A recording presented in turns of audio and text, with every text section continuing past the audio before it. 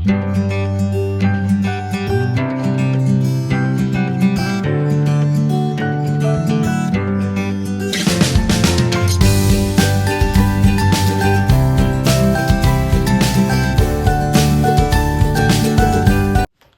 दोस्तों, आज हम बात करेंगे रेटिनल डिटैचमेंट के बारे में।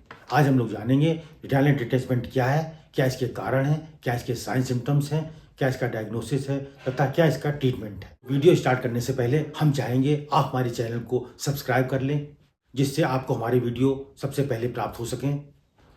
तो आइए बात करते हैं व्हाट इज रेटिनल डिटैचमेंट।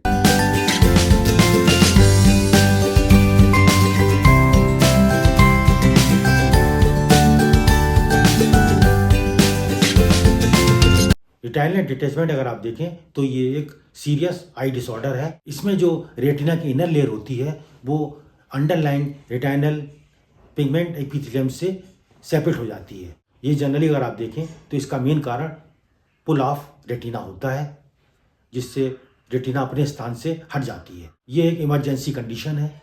अगर इसको ट्रीट नहीं किया जाता है तो आगे जाकर ये परमानेंट ब्लाइंडनेस में कन्वर्ट हो जाती है। पेशेंट पूरी तरह से ब्लाइंड हो जाता है।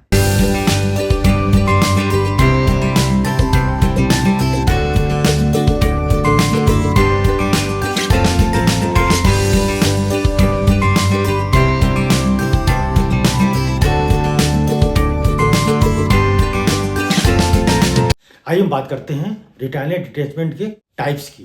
रेटिनल डिटैचमेंट 3 टाइप्स का होता है। नंबर फर्स्ट है रैगमेटोजिनस रेटिनल डिटैचमेंट, सेकंड है ट्रैक्शनल रेटिनल डिटैचमेंट और लास्ट है हमारा एक्सुडेटिव रेटिनल डिटैचमेंट।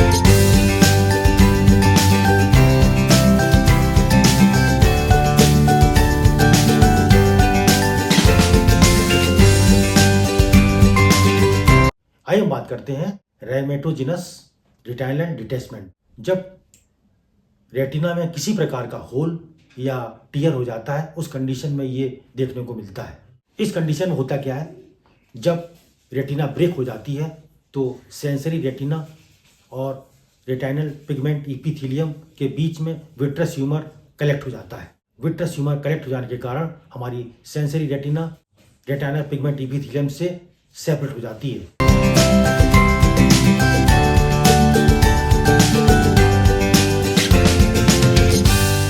आइए हम बात करते हैं एक्सुडेटिव रेटिनल डिटैचमेंट के बारे में।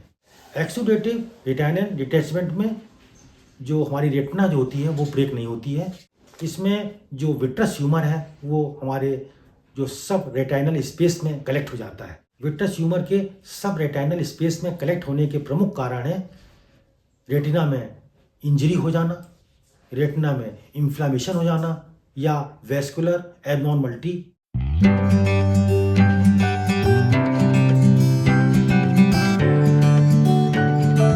अब हम बात करते हैं ट्रैक्शनल रेटिनल डिटैचमेंट के बारे में।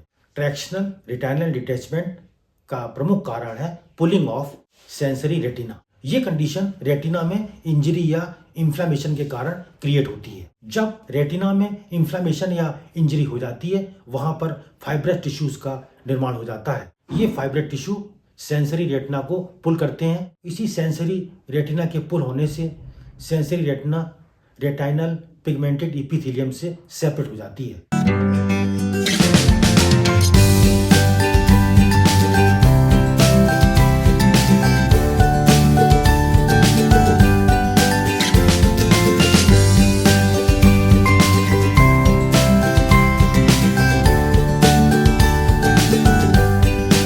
आइए हम बात करते हैं causes of retinal detachment. Retinal detachment का मुख्य कारण है रेटिना में होल या रेटिना में टियर हो जाने के कारण विट्रस ह्यूमर का लीक हो जाना या फिर विट्रस ह्यूमर अंडरलाइंग रेटिना पर कलेक्ट हो जाना। इसके साथ साथ बहुत सारे रिस्क फैक्टर्स भी रेटिनल डिटैचमेंट के हैं, जिसमें सबसे पहला हमारा रिस्क फैक्टर है किसी व्यक्ति की आयु यदि 50 वर्ष से अधिक हो गई है, उस कंडीशन में भी उसको पेशेंट को रेटिनल डिटैचमेंट हो सकता है।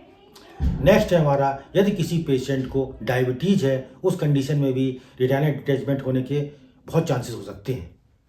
यदि आपकी आई में किसी प्रकार की इंजरी हो जाए तो भी रेटिनल डिटैचमेंट हो सकता है।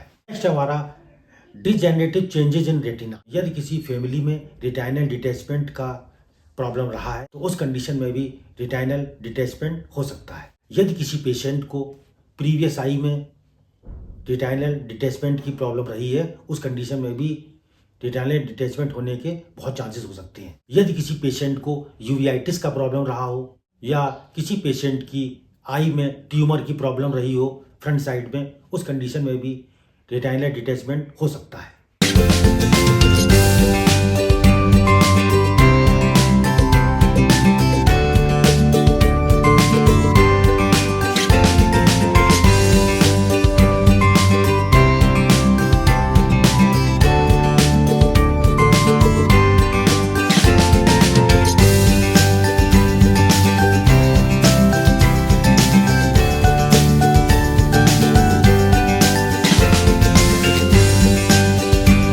आइए हम बात करते हैं sign symptoms of retinal detachment. हमारा पहला साइन सिम्टम है सडन ऑनसेट। सडन ऑनसेट का मतलब होता है ये डिजीज आपको अचानक से देखने को मिलती है। हमारा नेक्स्ट सिम्टम है ब्लड विजन। पेशेंट को धुंधला दिखाई देता है। इस डिजीज में पेशेंट को किसी प्रकार का कोई पेन नहीं होता है। पेशेंट को आई में फ्लैशेस ऑफ लाइट या फ्लोटर्स दिखाई देते हैं। पेशेंट को आईज में ऐसा फील होता है जैसे कोई शेडो दिख रही है या फिर कोई कर्टेन फॉलिंग, जैसे कोई पर्दा गिर रहा हो, उसको ऐसा फील होता है।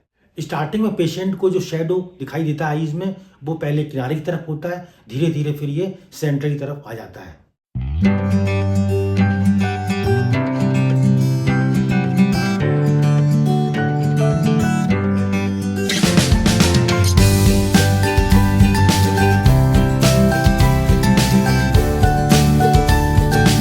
आइए हम बात करते हैं diagnosis of retinal detachment. Retinal detachment को निम्न प्रकार डायग्नोज कर सकते हैं। सबसे पहले आई एग्जामिनेशन के द्वारा, नेक्स्ट है हमारा हिस्ट्री कलेक्शन के द्वारा, नेक्स्ट है स्लिट लैम्प एग्जामिनेशन के द्वारा, नेक्स्ट है हमारा ऑफ्थेल्मोस्कोपी के द्वारा।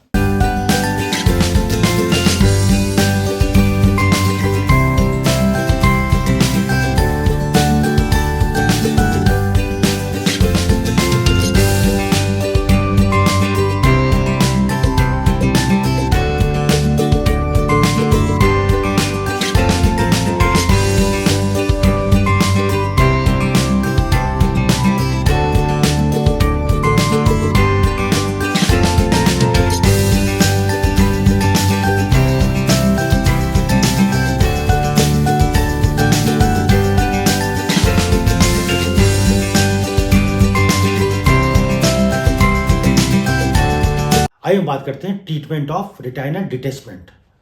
रेटिनल डिटैचमेंट को निम्न प्रकार ट्रीट कर सकते हैं।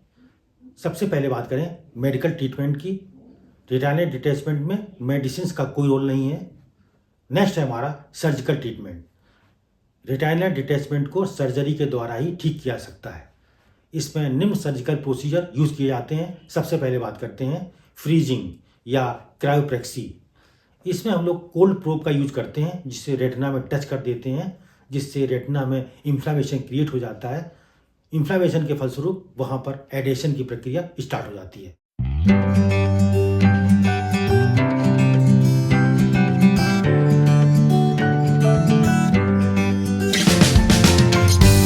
हमारा दूसरा सर्जिकल प्रोसीजर है फोटोकोगुलेशन। सर्जिकल प्रोसीजर में लेजर बीम का यूज किया जाता है। इसमें रेटिना में स्कार का फॉर्मेशन हो जाता है, क्योंकि जैसे ही लेजर बीम रेटिना पर डाली जाती है तो वहाँ पर उसमें बर्न क्रिएट होता है। बर्न क्रिएट होने से वहाँ पर स्कार बन जाता है। बर्न के कारण रेटिना अपने अंडरलाइन टिश्यूज के कांटेक्ट में आ जाती है।